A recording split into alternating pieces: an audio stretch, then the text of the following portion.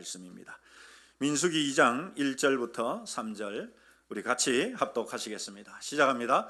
여호와께서 모세와 아론에게 말씀하여 이르시되 이스라엘 자손은 각각 자기의 진영의 군기와 자기의 조상의 가문의 기호 곁에 진을 치되 회막을 향하여 사방으로 치라.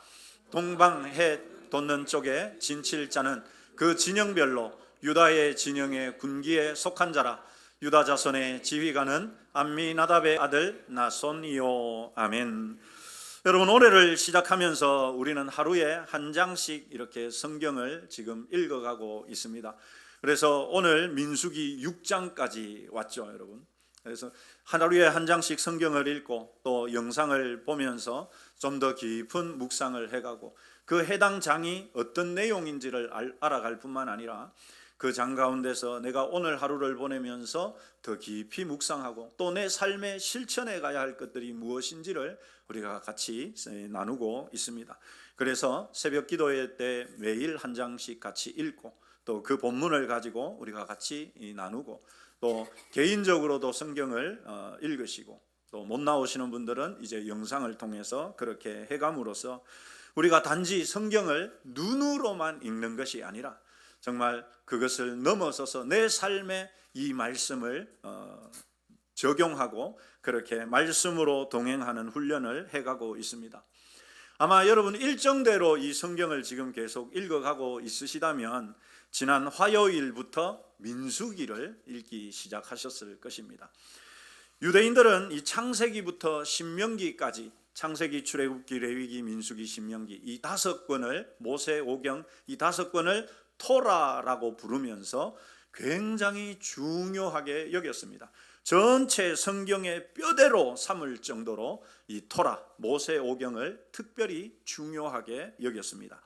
그런데 이 모세오경 중에서도 지금 우리가 이제 읽고 있는 이 민수기는요, 구약의 이스라엘 백성들 뿐만이 아니라 실제 오늘을 살아가고 있는 우리 그리스도인에게도 아주 특별한 의미가 있는 성경입니다. 그 이유가 뭐냐? 여러분, 성경 제목에서부터 나타납니다. 우리 성경의 제목과 이 영어 성경의 제목은 각각 숫자를 강조하는 이 성경 제목으로 되어 있습니다. 민수기라는 말은 제가 한자도 써놨지만 백성의 수를 기록한 성경이라는 말이거든요. 영어 성경은 아예 더 직접적으로 numbers라고 해가지고 이 숫자들이라고 제목을 정하고 있습니다. 그런데 여러분, 원래 이 원어 성경인 히브리어 성경에서 이 민수기의 제목은요 전혀 다릅니다. 원래 히브리어 성경의 제목은 베미드바르입니다. 베미드바르. 그 뜻이 뭐냐 하면 광야에서라는 뜻입니다. 같이 한번 따라서 하시죠. 광야에서. 여러분, 민수기의 제목이 원래 히브리어 성경의 제목은 광야에서라는 말이었습니다.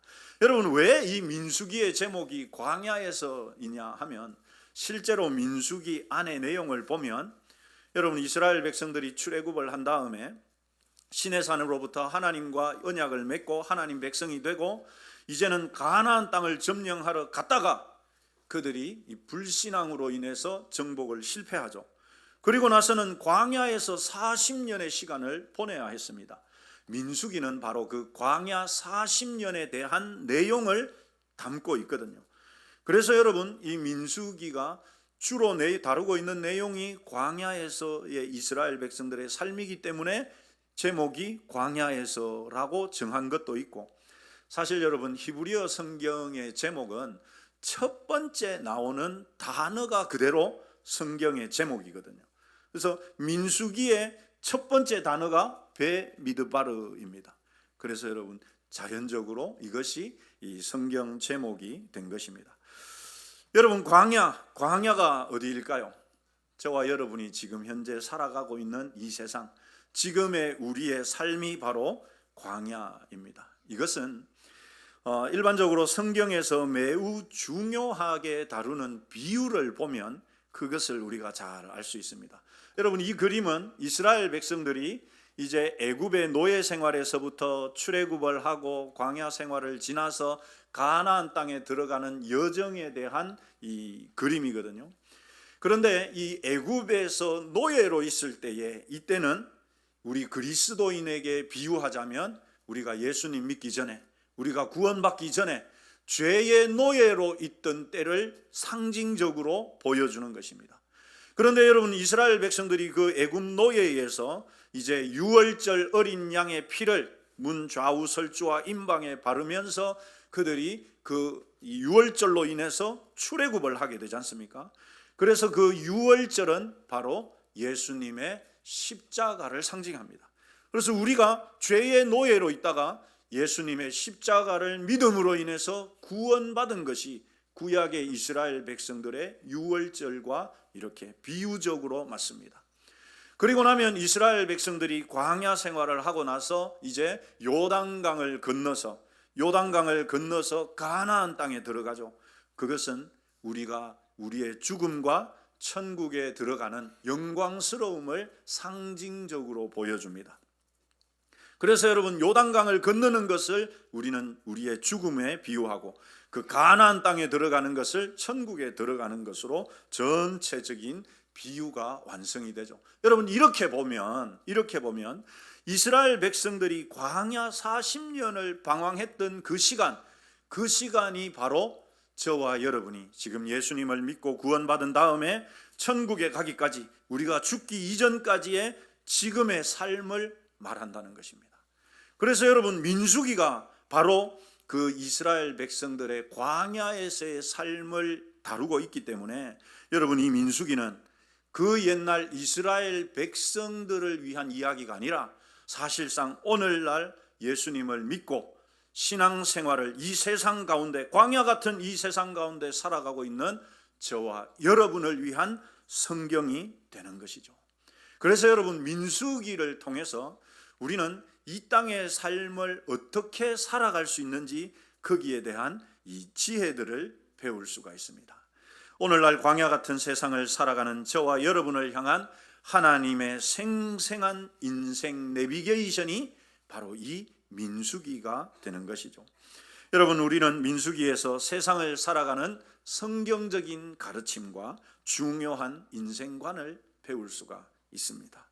그래서 여러분, 민수기를 딱 펼치면 제일 먼저 우리가 마주하는 것이 뭐냐 하면 이 백성의 수를 파악하는 것입니다. 레위 지파를 제외하고 나머지 12지파의 총 인구 수를 파악을 했는데, 그 파악한 목적은 이제 전쟁을 위한 이 군인의 숫자를 파악하기 위함이었습니다. 그래서 20세 이상으로 전쟁 가능한 총 인구가 60만 3,550명이었습니다. 전체 인구로 따지면 최소한 200만 명이 넘는 20세 이하의 아이들, 여인들, 노인들까지 합치면 여러분, 아무리 적게 잡아도 200만 명은 넘었을 거라고 보는 것이죠. 여러분, 이것이 무엇을 상징하겠습니까? 이스라엘의 인구, 전쟁 가능한 인구수가 60만 명이 넘고 전체 인구로 보자면 200만 명이 훨씬 넘었을 것으로 보이는 이 인구가 보여지는 것이, 이 인구수로 성경이 말하고자 하는 것이 무엇일까요? 여러분, 한번 따라서 하십시다. 하나님의 신실함. 그렇습니다. 여러분, 창세기 15장에서 하나님은 이 아브라함에게 이렇게 약속하셨거든요. 아브라함을 이끌고 밖에 나가서 밤하늘을 보여주시면서 하늘을 우러러 뭇별을 셀 수 있나 보라. 또 그에게 이르시되 내 자손이 이와 같으리라. 하나님께서 그 아브라함에게 약속하신 말씀이었습니다. 여러분, 우리가 잘 알듯이 이 야곱의 가족들이 요셉을 만나기 위해서 애굽에 들어갔을 때의 전체 인구는 70명에 불과했습니다. 그런데 대략 400여 년의 시간이 지나는 동안에 어떻게 됩니까? 그 인구가 여러분 폭발적으로 성장한 것입니다. 그래서 전쟁 가능한 인구만도 60만 명이 넘었고 전체 인구는 이렇게 폭발적으로 불어난 것이죠. 여러분, 그런데 그 애굽에서 어떤 일이 있었습니까? 그 요셉을 알지 못하는 애굽 왕 바로가 정말 지독하게, 끈질기게, 참혹하게 인구 억제 정책을 강력하게 펼치지 않았습니까? 그런데도 불구하고 하나님은 그 모든 시도와 계획들을 다 무위로 돌아가게 만드시고 이렇게 우리가 보듯이 이스라엘 백성들을 이렇게 번성하게 하신 것이죠. 이것은 하나님께서 자신의 말씀에 약속에 얼마나 신실하신 분인가를 잘 보여주는 것입니다. 그 어떤 세상 권력도 하나님의 언약을 막을 수가 없다는 것이죠. 제 아무리 막고 막아도 하나님의 신실하게 언약을 이루셨고, 그래서 민수기 1장의 인구수는 바로 그것을 분명하게 보여주는 것입니다. 여러분, 그렇습니다. 어떤 환경과 방해가 있다 하더라도 하나님은 당신의 백성을 반드시 지키시고 번성하게 하시는 분인 줄 믿습니다. 여러분, 애굽의 핍박 속에서도 또 척박한 광야 속에서도 그들을 든든하게 지키셨던 하나님은 지금 저와 여러분이 걸어가고 있는 우리의 이 광야 길에서도 그렇게 반드시 우리를 지키시는 분인 줄 믿으시기를 축원합니다. 여러분, 이제 하나님은 그 이스라엘 백성들, 이제 갓 출애굽을 해서 여전히 노예 근성에 젖어 있었고 노예였던 그들, 노예의 무리에 불과했던 그들을 하나님의 군대가 되도록 만들어 가십니다. 여러분, 한번 생각해 보십시오. 만약에 200만 명이 넘는 인구가 이 광야의 길을 행진하거나 진을 치는데 내가 가고 싶은 대로 내 마음대로 가고 내가 진치고 싶은 데 진치고, 여러분, 만약에 그렇게 된다면 어떤 일이 일어나겠습니까? 200만 명이 넘는 인구가 행진을 쫙 해야 되는데 내가 가고 싶은 대로 막 가고, 나는 좀 피곤하니까 한숨 자고 갈란다 막 이러고, 그러면 여러분 어떻게 될까요? 불을 보듯 뻔하죠. 엉망진창이 될 것입니다. 통제 불가능. 그래서 여러분, 하나님께서는 본문 2장에서, 민수기 2장에서 이스라엘 백성들이 어떻게 진을 쳐야 하는지, 어떻게 진행해야 되는지 거기에 대해서 체계를 세우시고 그들의 조직을 강력하게 만들어 가십니다.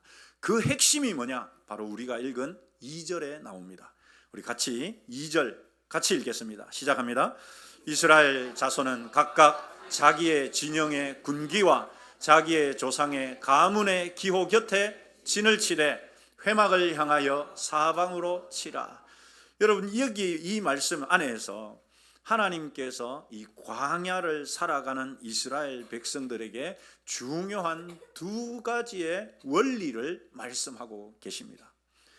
여러분, 이 말씀 안에 보면 이스라엘 백성들이 내가 보기에 막 좋은 곳, 내가 진치고 싶은 곳, 편안한 곳, 풍경이 좋은 곳에 진을 치는 것이 아니라, 여러분 어떻게 말씀하고 있느냐?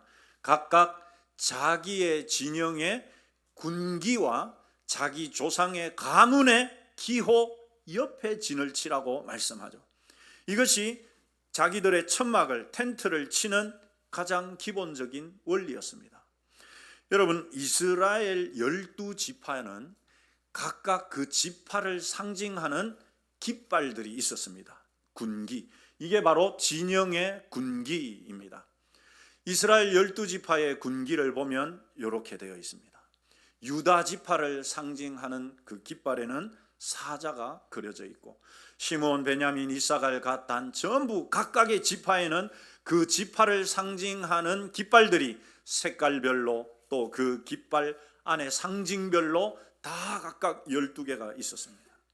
그래서 여러분, 그냥 내가 진치고 싶은데 진을 치는 게 아니에요. 내가 유다 지파 소속이면 유다 지파의 깃발이 꽂혀 있는 그곳에, 거기에서도 우리 가문이 진쳐야 하는 그 우리 가문의 깃발, 그 주변에 진을 치도록 되어 있었습니다. 그러니 여러분, 그냥 무작위로 내가 하고 싶은 대로 하는 것이 아니라는 사실입니다. 게다가 여러분, 가장 중앙에는 뭐가 있었느냐 하면, 여러분, 이 그림이 이스라엘 백성들의 진영 그림입니다. 이 가장 가운데는 하나님의 성막이 위치를 해 있고요. 그리고 그 성막을 중심으로 해서 동쪽에는 가장 가까이에 모세와 아론의 가족, 제사장의 가문이, 동쪽에 출입문 있는 쪽에 레위 지파 가운데서도 제사장 가문이 진을 치고, 그 맞은편 서쪽에는 게르손 자손, 남쪽에는 고핫 자손, 북쪽에는 무라리 자손, 레위 자손들이 돌아가면서 성막 가장 가까운 데부터 진을 칩니다. 그래서 이 레위인들이 성막을 지키고 보호하고 성막에서 봉사하는 일들을 한 것이죠. 이렇게 하고 난 다음에 이제 동쪽에서부터 세 지파씩, 동쪽에는 이 유다 지파와 함께 세 지파, 서쪽에 또 세 지파, 남쪽에 세 지파, 북쪽에 세 지파, 이렇게 각각 여기에 보면 이렇게 깃발들이 있는 그곳에 이제 지파별로 또 가문별로 가정별로 쫙 진을 치도록 한 것입니다. 그러니 여러분, 이것만 보더라도 굉장히 체계적인 것을 알 수 있죠. 그래서 이걸 좀 도식화해서 간단하게 보면 이렇게 됩니다. 여러분, 동서남북 사방에 성막이 가운데 있게 되고 그 성막 주위에는 출입문 쪽에는 제사장 가문, 그리고 나머지에는 이제 레위 지파의 각 자손들이 뺑 돌아가면서 성막 가까이에 진을 쳤고, 그 다음에 동쪽에 세 지파, 서쪽에 세 지파, 남쪽에 세 지파, 북쪽에 세 지파, 이렇게 진을 치도록 했던 것입니다. 게다가 여러분, 이들이 그 진행할 때도, 행진을 할 때도 마찬가지였습니다. 행진의 순서는 이렇게 됩니다.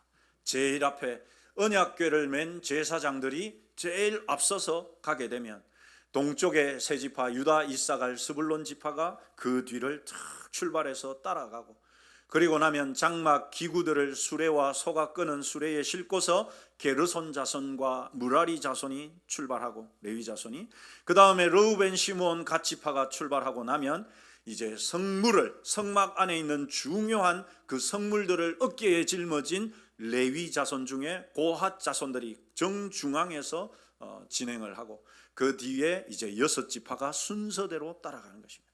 그러니까 내가 가고 싶다고 막 앞서가고 뒤에 가고 이러는 게 아니에요. 자기 진영에 속한 그 위치에서 탁 진행하도록 하나님께서 하셨던 것입니다.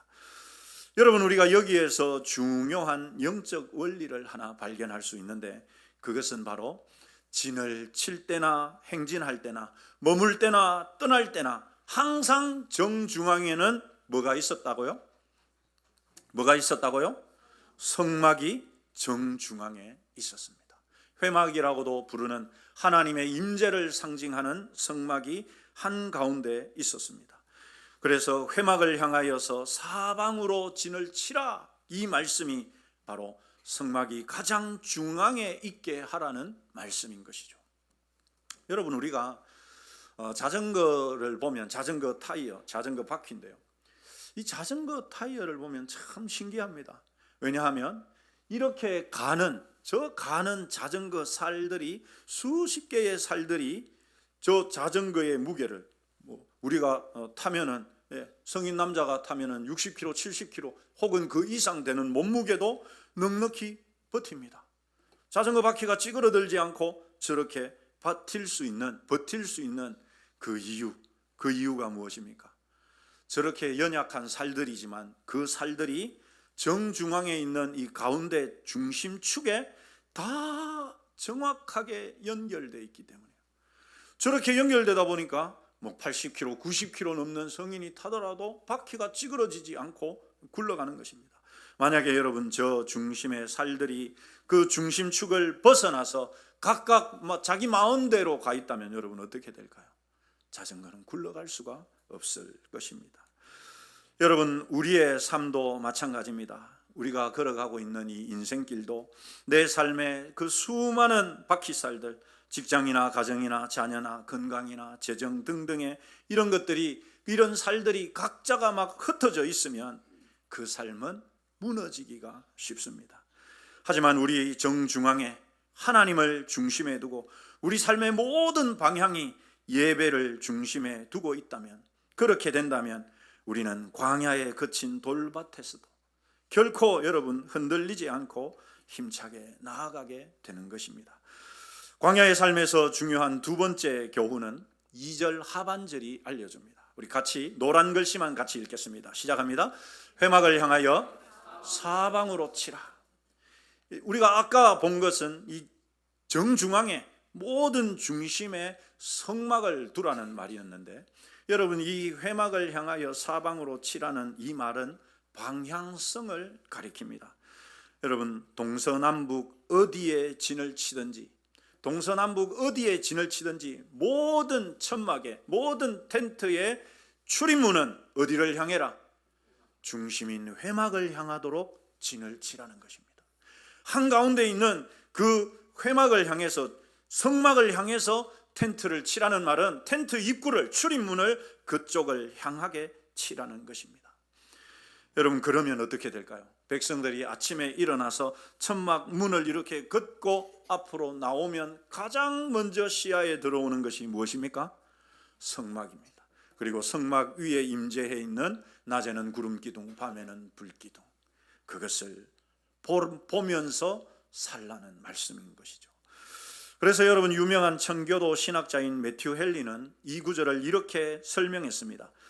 이스라엘 백성의 모든 텐트 문이 성막을 향해 열려 있었다는 것은 참된 성도는 자신의 눈과 마음을 항상 하나님의 임재와 예배를 향해 고정해야 함을 보여준다. 참된 성도는 자신의 눈과 마음을 항상 하나님의 임재와 예배를 향해 고정해야 함을 보여준다. 은혜의 보좌를 향해 삶의 문을 열어두는 자만이 광야에서 길을 잃지 않는다. 여러분, 이것은 우리 삶이 무엇을 지향해야 하는지를 알려주는 말씀입니다. 여러분, 예수님도 똑같은 말씀을 하셨습니다. 우리가 너무나 잘 아는 마태복음 6장 33절 같이 읽겠습니다. 그런즉 너희는 먼저 그의 나라와 그의 의를 구하라. 여러분, 이 말씀은 우리의 삶의 모든 중심이, 우리의 삶의 모든 방향이 하나님의 나라와 하나님의 의를 향하라는 말이죠. 먼저 구하라는 말은 우리의 모든 삶에서 그 모든 삶의 방향이 하나님의 나라와 하나님의 의를 구하라는 것입니다. 여러분, 우리 앞선 신앙의 선조들도 그렇게 살았습니다. 17세기에 오직 신앙의 자유를 찾아서 영국과 네덜란드를 거쳐서 긴 항해와 고생 끝에 미국 뉴 잉글랜드 지역에 도착했던 이 초기 청교도 개척자들은 이 척박한 땅에 마을을 세울 때 가장 중요한 원칙이 있었습니다. 그것은 마을 중심에 제일 먼저 교회를 세우는 것이었습니다. 그리고 나면 각자의 집을 짓는데 모든 창문과 현관 출입문이 교회를 향하도록 집을 짓는 것이죠. 그래서 전체가 한 방향을, 예배당을 향하도록 방사형으로 마을을 설계한 것입니다. 아침마다 문을 열고 나오면서 교회가 바라보이게, 그래서 그 하루의 삶이 온전히 하나님을 향하도록 그렇게 했던 것이죠. 여러분, 이것은 단순히 그냥 건축 양식이 아니라 그들의 삶의 고백이라는 것이죠. 하나님, 우리는 이 낯설고 거친 광야에서 오직 하나님을 중심으로, 하나님을 내 삶의 중심에 모시고 살겠습니다 하는 거룩한 결단이었던 것입니다. 사랑하는 성도 여러분, 오늘 우리가 어린이 주일을 보내고 있는데요, 우리 자녀들을 키우시는 부모님들, 아이들 키우기가 참 쉽지 않습니다. 그래서 이 세상을 바라보면 여러분 어떻습니까? 영어 또 해야 된다. 그래서 또 막 영어 따라가요. 수학이 중요해. 수학 막 또 따라. 국어 논술이 위해서 논술이 중요하니 또 국어 해야 돼. 물론 여러분, 우리가 자녀들을 키워가는 일들에 그런 것들은 필요한 부분들입니다. 그러나 무엇이 중심이 되어야 하는가? 무엇을 내 삶의 중심에 두고 이 아이들의 중심에 무엇이 있게 할 것인가? 여러분, 이것이 먼저 필요하고도 중요한 것입니다. 뿐만이 아니라 이 자리에 함께 있는 우리 청년들, 또 우리 모든 성도님들 마찬가지입니다. 내 삶에 다양한 문제나 부분들이 있을 때 정말 내가 지금 무엇을 바라보고 있는가? 내 삶은 지금 무엇을 향하고 있는가? 우리 오늘 말씀을 통해서 돌아보시면서 점검하십시다. 여러분, 세상은 끊임없이 우리에게 말합니다. 내 경험과 내 생각대로 내가 보기에 편하고 안락한 곳에 내 장막을 치라고 말합니다. 그래서 내 삶의 중심이 너 자신이 되라고 끊임없이 속삭이죠. 게다가 세상에서는 우리의 시선을 빼앗는 화려한 신기루들이 곳곳에 널려 있습니다. 그것들은 내가 중심이 되어야만 인생을 잘 살 수 있다고 끊임없이 우리에게 주입시키고 있습니다. 하지만 광야 같은 인생길에서 가장 안전하고 확실한 삶의 비결은, 여러분 우리 한번 따라서 하십시다. 하나님을 내 삶의 중심에 두는 것이다. 할렐루야. 그렇습니다, 여러분. 하나님이 내 삶의 중심이 되게 하는 것. 내 인생의 텐트의 문을 저 세상을 향해서 열어두지 마십시다. 하루를 시작하면서 가장 먼저 세상의 뉴스거리나 근심거리들을 바라보던 그 시선을 돌려서 우리 하나님께, 하나님의 말씀으로 우리의 영혼의 문을 두시는 저와 여러분이 되시기를 소망합니다. 그래서 이 광야 같은 세상 한복판에서 하나님의 말씀과 예배의 나침판을 따라서 승리하며 살아가는 지혜로운 저와 여러분 되시기를 주님의 이름으로 축원합니다. 기도하겠습니다. 하나님